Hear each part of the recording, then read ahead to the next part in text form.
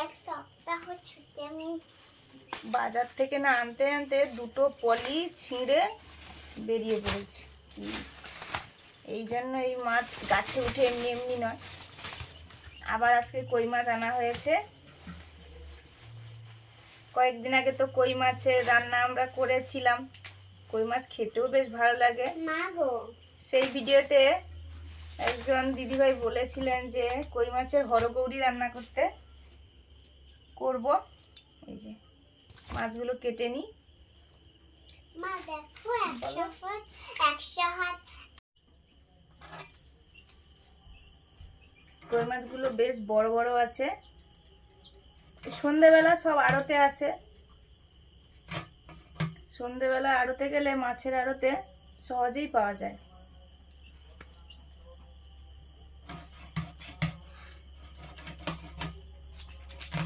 অনেক রকমের মাছ থাকে আড়তে গেলেই, কোনটা ছেড়ে কোনটা। আবার আমরা একটু রামগঙ্গার দিকে বেরিয়েছিলাম। এই জেলে কাকুরা একদম সদ্য ধরা নদীর মাছ এনেছে, পাঁচমেশালি নদীর মাছ। নদীর মাছগুলো বড় বড় আছে, তার মধ্যে ভোলা মাছগুলো ছিল দারুণ।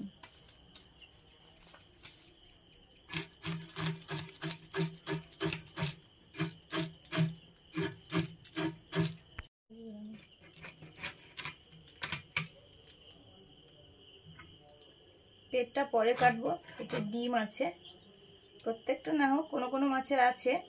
এই যেমন এটা ধোয়ার পরে কাটলে সুবিধা, না হলে ডিমগুলো সব বেরিয়ে যাবে।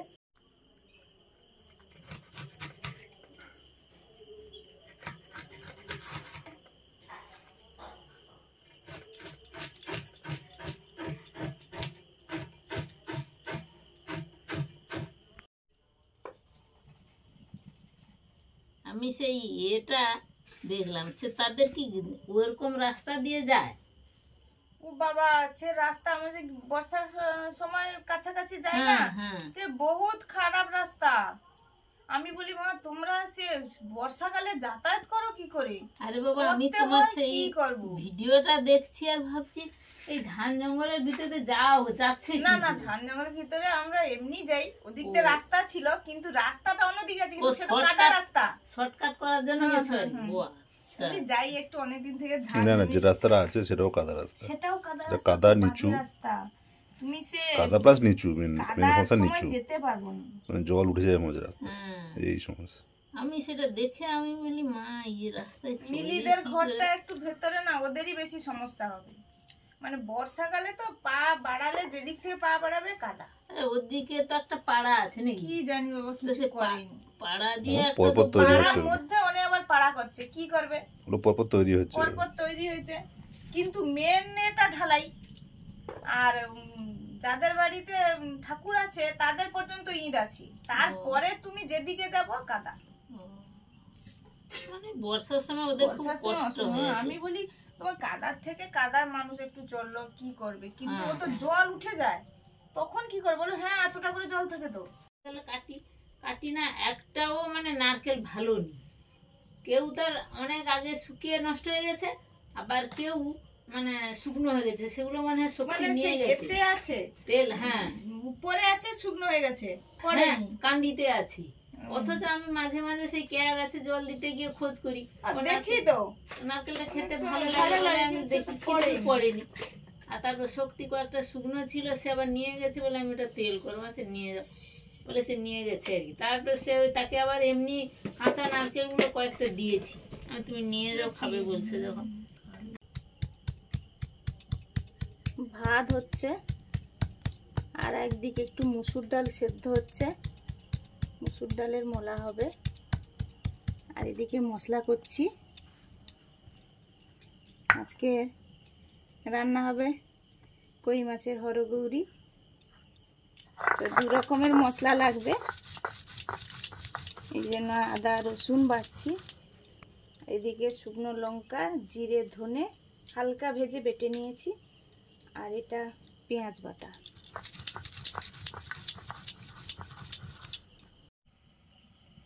এই রান্নাতে সর্ষে লাগবে, সর্ষে আর নুন দিয়ে বেটে নিচ্ছি। কাঁচা লঙ্কা দিয়েও বাটা যায়, সর্ষেটা তাহলে তেতো হয় না।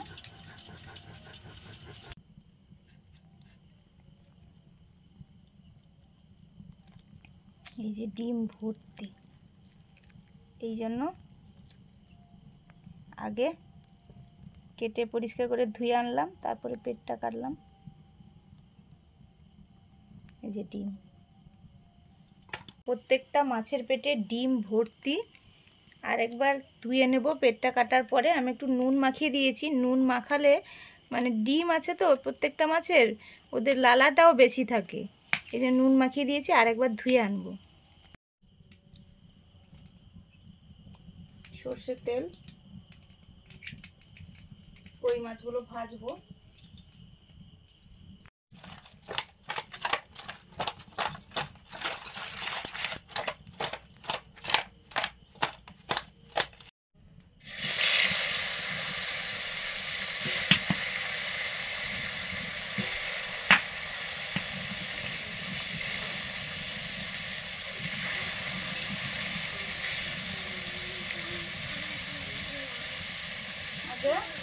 মারো এখন পরে আছে খেতে দিতে, কি ব্যাপার? ছুটি বলে? ও পরীক্ষা শেষ হয়ে গেছে, মনে হয় একটু সাজা এক মাস ছুটি, একটু দিন। 1 মাস আর 1 বছর। 1 বছর। বাবা, এটা আমি ভুলে যাবো। মাছগুলো হালকা ভেজে তুলে নিচ্ছি।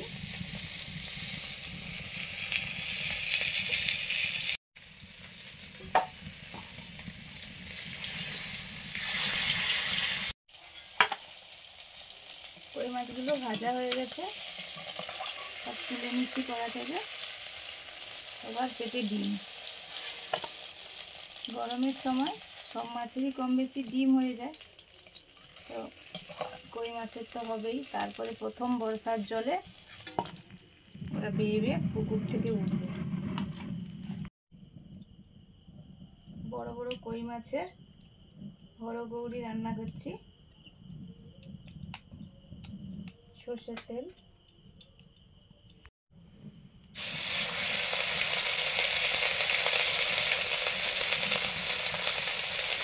পেঁয়াজ বাটা, হলুদ,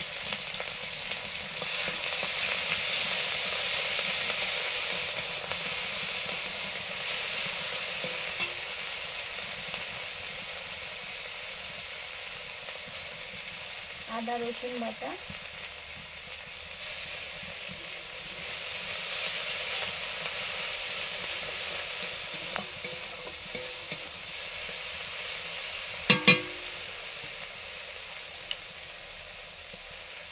লবণ,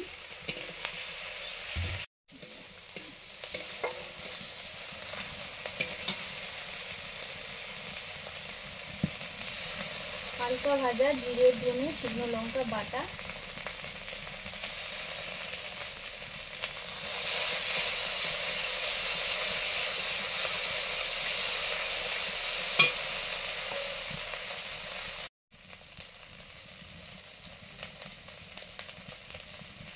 কাশ্মীরি চিলি পাউডার,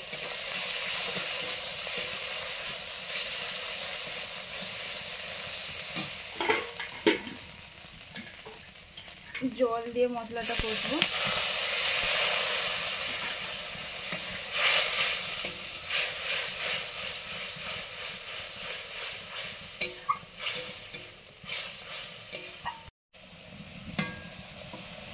জল,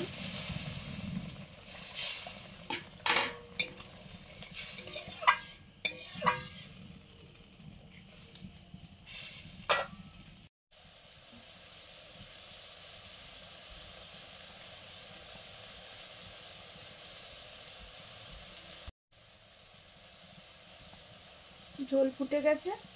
এবার সব মাছগুলো দিয়ে দেবো, কই মাছগুলো।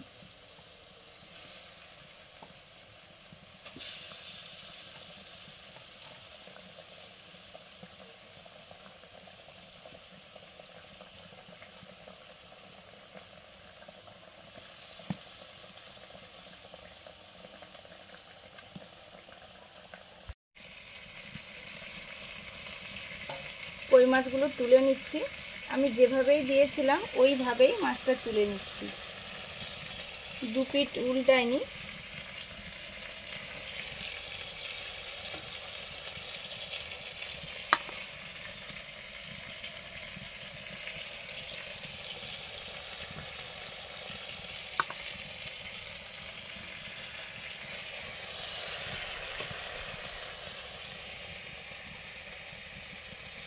রান্নার গ্রেভিটা এক সাইডে নামিয়ে নিলাম।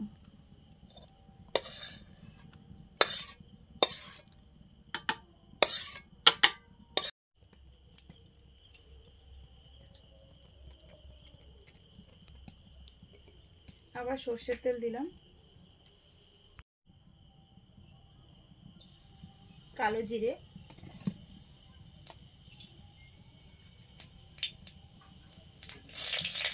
কাঁচা লঙ্কা,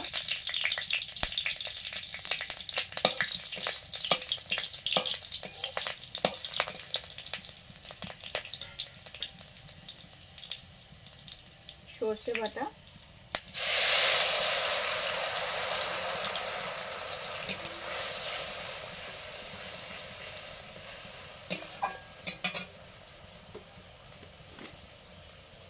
একদম সামান্য লবণ দিয়ে বেটেছিলাম সর্ষে, হলুদ,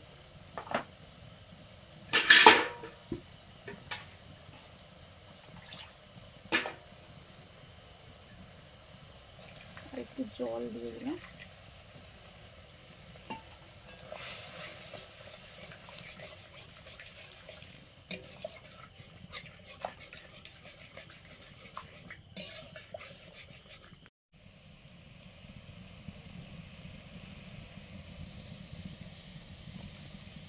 এবারে আমি কই মাছগুলো দিয়ে দিচ্ছি। যে পিঠটা ঝোলের দিকে ছিল ওই, আর যে পিঠটা ঝোলের দিকে ছিল না সেই পিঠটা এই ঝোলে দিচ্ছি। এই অঙ্ক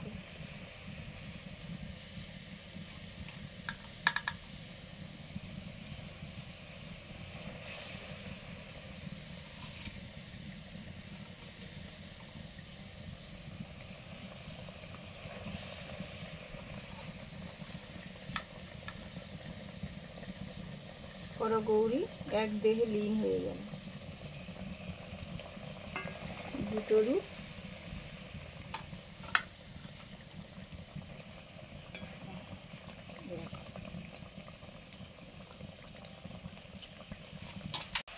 এবারে মাছগুলো তুলে নিচ্ছি।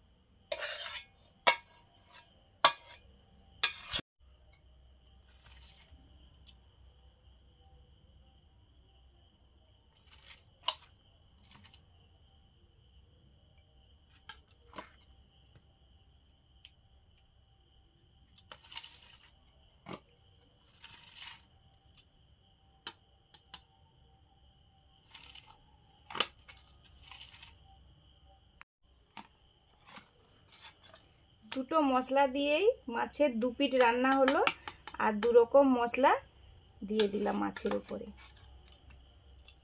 এই যে এইভাবে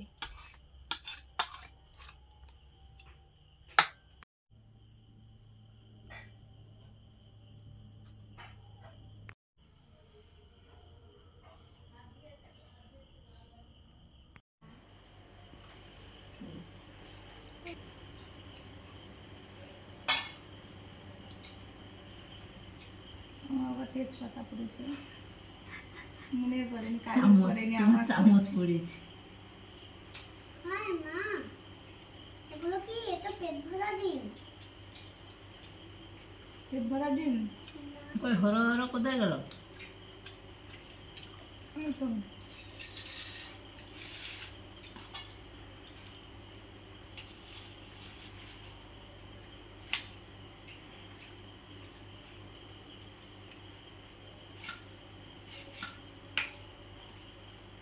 তোমার লাল সাদা পড়েছে, আমার লাল আচ্ছা ঠিক আছে, লাল সাদা হুম। ধারেই আছে। তুমি ওই লঙ্কা দাও তো। লঙ্কা তুমি নেবে। হ্যাঁ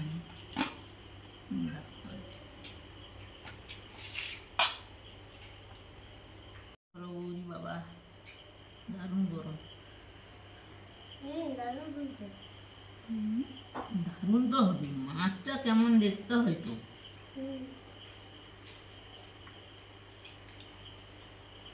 এইদিকে সাদা, ওইদিকে উল্টা, ওইদিকে লাল।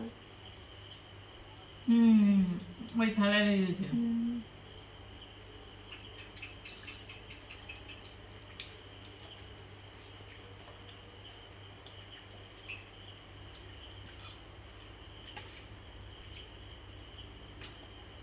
একটু লালের দেবো না, আলাদা।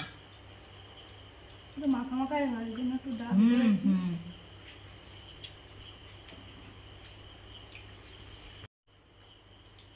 আমি ডালটা মাখা করবো ভেবেছিলাম, তাই বলি না একটু ডাল করে দিই, যেহেতু সেদ্ধ হয়ে গেছে জল দিয়ে ফোড়ন দিয়ে দিয়েছি।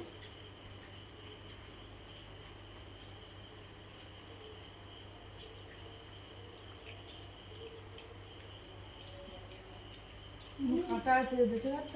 হুম এই যে মাছটা দিয়েছি ছাড়িয়ে, আর প্রত্যেকটা ডিম আছে।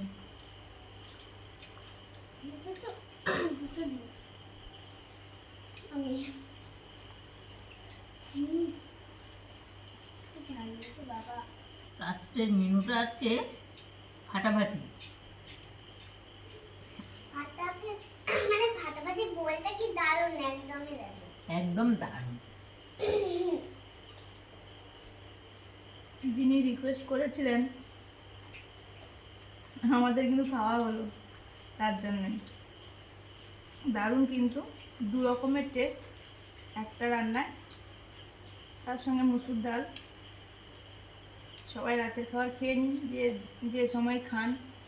আজকে রাখছি, সবাইকে শুভরাত্রি। পরের দিন দেখা হচ্ছে, সবাই ভালো থাকুন, ভালো করে ঘুমোন।